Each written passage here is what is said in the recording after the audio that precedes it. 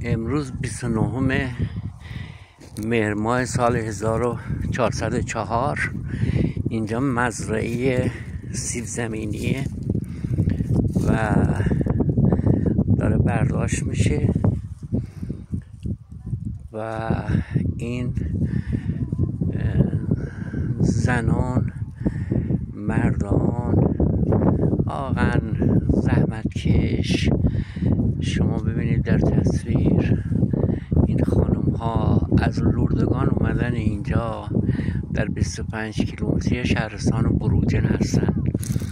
این سیب زمینی ها رو جمع میکنن، شب هم برمیگردن لردگان. تقریبا 130 کیلومتر مسافت رو باید طی کنن برای رفتن و هر روز هم این کارشونه و هر روز هم تکرار میشه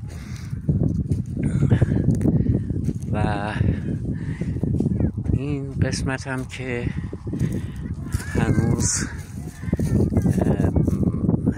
برداشت نشده نمیشه، این دیگه میموند برای روز بعد. البته در نور خورشید ممکنه جلو چیزه ببینید تا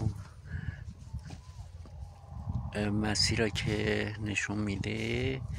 ببینید خدا رو شکر محصول خوبی بوده. خدا ایشالله برکت.